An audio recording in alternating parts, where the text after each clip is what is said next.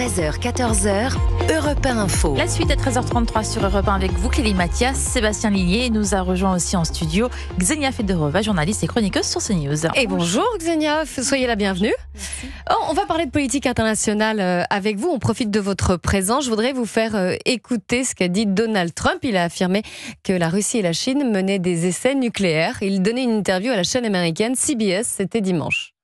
La Russie fait des essais, la Chine fait des essais, mais ils n'en parlent pas. Vous savez, nous sommes une société ouverte, nous sommes différents, nous en parlons, nous devons en parler, sinon vous allez en faire état dans vos reportages, alors qu'eux n'ont pas de journalistes qui vont écrire à ce sujet. Nous, oui. Vous voulez dire qu'après plus de 30 ans, les États-Unis vont recommencer les essais nucléaires ? Je dis que nous allons tester des armes nucléaires comme font les autres pays, oui. Ah oui, donc ça a été rappelé, le président américain qui a fait cette déclaration en disant qu'il allait demander à ce qu'il y ait des essais nucléaires qui soient repris pour les États-Unis. Ça fait plus de 30 ans qu'il n'y en a pas eu. Qu'est-ce que cela dit, selon vous, Xenia Federova, le fait que Donald Trump affirme que, mais attendez, on n'est pas les seuls, la Russie, la Chine, eux aussi en font, ça veut dire quoi? Il essaye de se justifier? Exactement. Je pense que c'est une justification de cette décision. Finalement, s'il a eu place les essais nucléaires explosifs, qui officiellement il n'a pas eu place depuis 1990, je pense. Oui, ça fait 33 ans, je crois. Oui, voilà. Bon, dans ces cas, on veut bien voir les preuves, parce que ces déclarations sans preuves, c'est quand même rien, c'est juste une communication. Je pense que c'est plutôt... La Chine a démenti, Bah, la Russie aussi, mais en fait la Russie a présenté, on en parlait avant, présenté un missile qui s'appelle Burevestnik. C'est un missile avec un mini-réacteur nucléaire, mais ce ne sont pas les essais explosifs nucléaires que Donald Trump vient d'annoncer qu'il va reprendre, que les États-Unis vont reprendre. Donc c'est pas exactement la même chose. Et là, la Russie aussi a attendu un peu de clarification de la part des États-Unis pour comprendre si il s'agit des essais de porteurs, comme les missiles, ou c'est bien les essais nucléaires. Et là, selon le... Oui, il y a une différence entre... il y a quand même une différence. Entre un porteur ou alors une vraie détonation. Exactement. Il semble que Donald Trump a annoncé exactement ça, les vrais essais nucléaires explosifs. Dans ces cas, on se trouve dans une situation où probablement la Chine et la Russie vont reprendre les essais aussi. Oui, parce que c'était ma question suivante. C'est-à-dire que si jamais Donald Trump décide de reprendre les essais nucléaires, quelle va être la réaction? Probablement les mesures miroirs, on peut dire. Oui, la réponse, ça sera miroir.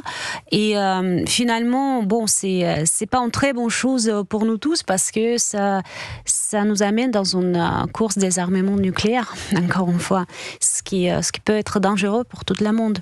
Oui, en effet. Sébastien Lillier. Mais on est déjà, en fait, depuis plusieurs années dans une nouvelle phase de nucléarisation militaire du monde, pour plusieurs raisons. Déjà parce que la Chine, qui avait pris forcément un retard sur la Russie et les États-Unis, essaye de rattraper ce retard, de le combler en termes d'arsenal nucléaire. Donc ils en font beaucoup. C'est aujourd'hui la plus grande croissance du monde. La Chine, ils sont environ à 600 ogives nucléaires, ce qui n'était absolument pas le cas il y a 10 ou 15 ans. Ils sont évidemment très loin de la Russie et des États-Unis, qui sont, je crois, à plus de 4000 chacun, ou pas loin. Mais le problème, c'est que l'arsenal de la Chine, il y a eu beaucoup d'interrogations, de la Russie, pardon, il y a eu beaucoup d'interrogations pendant très longtemps. C'est-à-dire, est-ce que l'arsenal nucléaire russe était encore au niveau des États-Unis, notamment? Est-ce que, parce qu'on a beaucoup parlé des anciens missiles soviétiques qui ne sont peut-être plus utilisables aujourd'hui, donc il y a une volonté de moderniser l'arsenal russe, qui peut se comprendre d'ailleurs, et les États-Unis doivent suivre cette modernisation. Surtout qu'on a parlé de la Chine, mais vous avez aussi derrière le Pakistan, vous avez l'Inde, qui connaissent aussi toutes les puissances nucléaires, une grande croissance des armes nucléaires. Donc en fait, c'est pas étonnant que quand une grande puissance modernise son arsenal, la Russie, qu'une autre puissance, la Chine, est en train d'essayer de combler son retard en termes d'arsenal, que les États-Unis suivent le mouvement. Ils ne peuvent pas prendre de retard sur un élément aussi majeur du conflit et de la géopolitique. C'est-à-dire que la dissuasion nucléaire, aujourd'hui, c'est l'élément numéro 1 d'une force diplomatique. Donc les États-Unis doivent suivre le mouvement.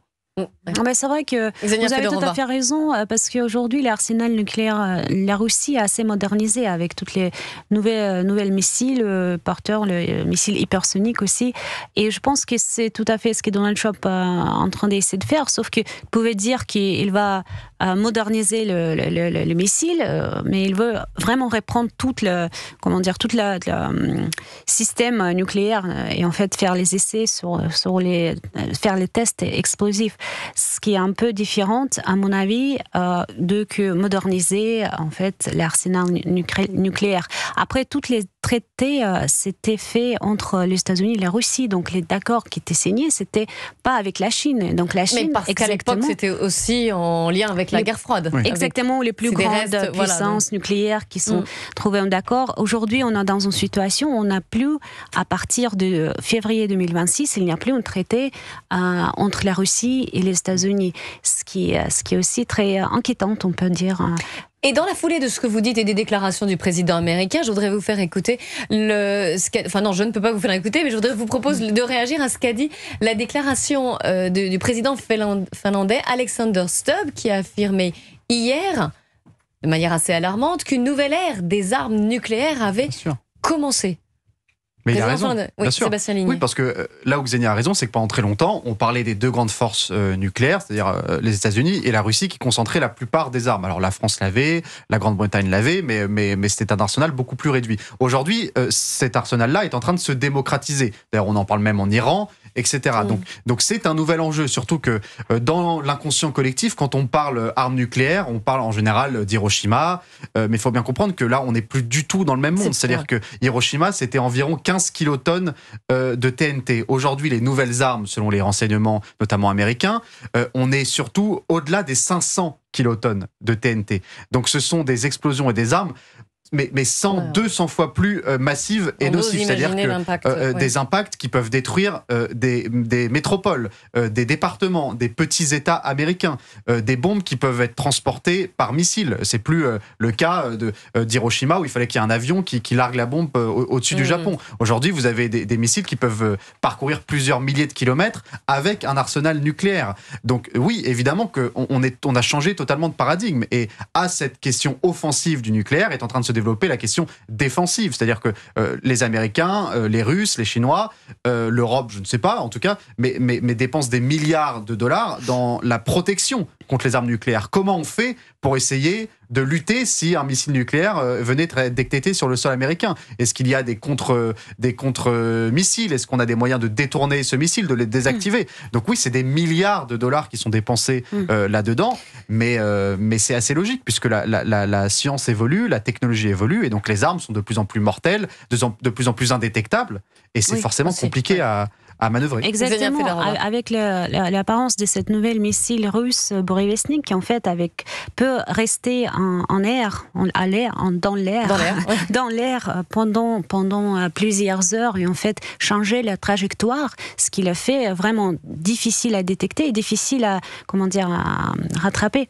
Et ça va coûter énormément aux États-Unis pour renforcer leur propre arsenal nucléaire. La question, est-ce que les États-Unis ont de l'argent pour tout ça? Parce que ça, où vient d'argent qu'ils vont investir? C'est ça une autre question, une autre pression financière sur les États-Unis qui déjà sous beaucoup de pression dans ce domaine. On imagine que si Donald Trump a décidé de reprendre les essais nucléaires, il va mettre l'argent. En tout cas, il le mettra là-dedans. On le verra.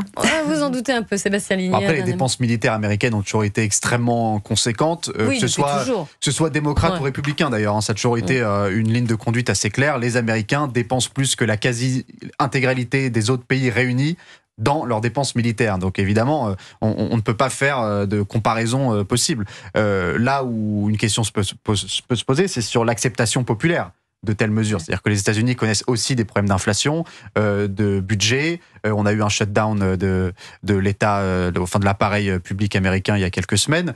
Est-ce que l'opinion publique acceptera qu'on dépense des dizaines, de centaines de milliards de dollars en plus sur des essais nucléaires? Ça, c'est une autre question. On sait que l'opinion publique américaine est extrêmement importante et peut conduire à infléchir une politique américaine. Mais c'est pour ça, cette narrative de la guerre froide est très utile pour pousser en fait les idées qui vont mener à dépenses massives. C'est pareil c'est pareil pour la Chine, c'est pareil pour l'Inde, c'est pareil pour la Russie. C'est-à-dire que il faut aussi accepter.